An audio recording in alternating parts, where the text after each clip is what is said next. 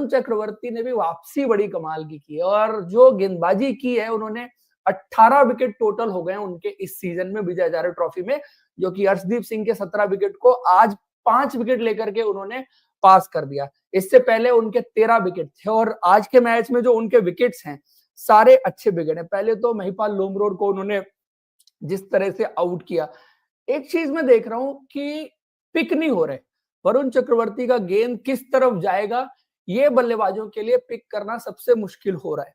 तो जो मिस्ट्री वाली आप बात कहते हैं वो वरुण चक्रवर्ती की गेंदबाजी में अभी भी नजर आ रही है।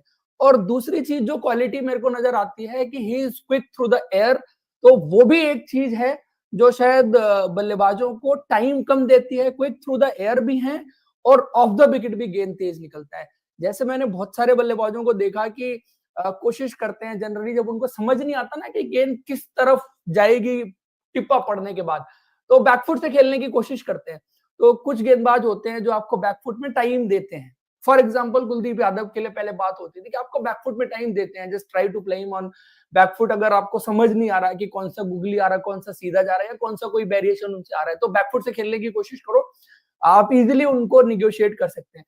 इनको बहुत सारे बल्लेबाज बैकफुट से खेलने की कोशिश करते हैं क्योंकि ये इन द एयर भी तेज हैं, ऑफ द विकेट भी तेज हैं, तो बैकफुट पर जाते हैं लेकिन वो एलबीडब्ल्यू और बोल्ड के कैंडिडेट बनते हैं। या तो क्या होता है कि वो इन बिटवीन पकड़े जाते हैं, या तो इन बिटवीन पकड़े जा रहे हैं या बैकफुट पर जाने से पहले ही गेंद उन तक पहुंच चुकी होती है। तो ये कुछ मोड ऑफ डिसमिसल जो है वो वरुण चक्रवर्ती की गेंदबाजी में आपको ज्यादा दिखेगा। और शायद मैं सिमुलेट कर सकता हूँ, अजंता मेंडिस जब नए नए आए थे एशिया कप फाइनल में इंडिया के खिलाफ उन्होंने 6 विकेट लिए थे, और गौर से अगर मैं मतलब देखूं उस बॉलिंग परफॉर्मेंस को और कंपैरिजन करूं आज का 5 विकेट हॉल है या इससे पहले जो वरुण चक्रवर्ती के डिसमिसल्स आपको देखने को मिले हैं, चाहे विजय हजारे ट्रॉफी में हो या कुछ हद तक आप साउथ अफ्रीका के भी डिसमिसल्स अगर आप उठा के देखेंगे, तो जो एक्सपेक्टेशन रहती है बैट्समैन की गेंद पढ़ के किस तरह से आएगा, उससे जल्दी पहुंच रहा है, रश कर रहे हैं एज ए स्पिनर। प्लस दूसरी चीज क्या है कि पता नहीं लग रहा ना किस तरफ जाएगी, वो भी एक दुविधा वाली चीज है। फ्रंट फुट पर बैट्समैन इसलिए नहीं जाना चाहता है कि उसको पता नहीं है कि किधर आएगी, तो वो एक चैलेंजिंग चीज है। वो निगोशिएट करने की कोशिश कर रहा है कि मैं बैकफुट से खेल लूं, लेकिन वो ऑफ द विकेट और इन द एयर जो तेज है वो एक चीज है। एक और इंटरेस्टिंग चीज है कि वरुण चक्रवर्ती का जो ट्रेजेक्ट्री है, इसमें ट्रेजेक्ट्री भी बड़ी इंपॉर्टेंट है। अगर किसी गेंदबाज की ट्रेजेक्ट्री थोड़ा सा लूपी हो तो वो एक एक्स्ट्रा टाइम दे देती है बल्लेबाज को बैकफुट पर जाने के लिए भी। और वैसे भी जब गेंद को थोड़ा सा डिस्टेंस ज्यादा ट्रेवल करनी पड़ेगी, जब जब पैराबोलिक पाथ होगा तो ऑब्वियसली गेंद को डिस्टेंस थोड़ी सी ज्यादा ट्रेवल करनी पड़ेगी, लेकिन उसमें आपको टर्न मिलने के चांसेस थोड़े से ज्यादा होते हैं। लेकिन टाइम भी बल्लेबाज को थोड़ा सा इन द एयर ज्यादा मिलेगा। लेकिन इनका क्या है कि रिलीज पॉइंट ऊपर है, तो जो भी हवा मिलती है गेंद को वो because of the release point मिलती है, ट्रेजेक्ट्री की वजह से ये हवा देते नहीं है। तो ये एक थोड़ा सा मॉडर्न डे क्रिकेट के पॉइंट ऑफ व्यू से अगर देखें तो एक अच्छी चीज है। जनरली आप स्पिन बॉलिंग में कहते हैं कि आपका जो रिलीज पॉइंट तो ऊपर हो ही हो, बट ट्रेजेक्ट्री अगर आपकी पैराबोलिक ट्रेजेक्ट्री है तो ज्यादा हेल्प करता है आपको। हवा में जितनी देर आप गेंद को रखेंगे उतना बल्लेबाज के लिए उसकी लेंथ को पिक करना मुश्किल होगा, और अगर आपका रेगुलेशन अच्छे हैं गेंद पर तो उस पाथ पे जाके गेंद जो सडनली डिप करती है और बल्लेबाज पिच अप द बॉल नहीं पहुंच पाता, वहां पर चांसेस क्रिएट करते हैं। वो एक पुराना और कन्वेंशनल तरीका स्पिन गेंदबाजी का है। बट मॉडर्न डे तरीके में आप देखिए बड़ी फ्लैट गेंदबाजी करेंगे, जनरली 90 के आसपास की पेस आपको देखने को मिलेगी। एंड देन जो जो ऑफ द विकेट गेंद जिस तरह से तेजी से निकलती है, और प्लस जो वेरिएशन आपको कभी गुगली भी डाल देते हैं, कभी ऑफ स्पिनर भी डाल देते हैं, कभी लेग स्पिनर भी डाल देते हैं, एंड कभी कैरम बॉल भी डाल देते हैं, तो बहुत सारे वेरिएशंस हैं। और होता क्या है ना, जब इतने सारे वेरिएशंस किसी गेंदबाज के पास होते हैं तो उनको एक तो कंट्रोल करना और कब किसके अगेंस्ट इस्तेमाल करना ये बहुत इंपॉर्टेंट होता है।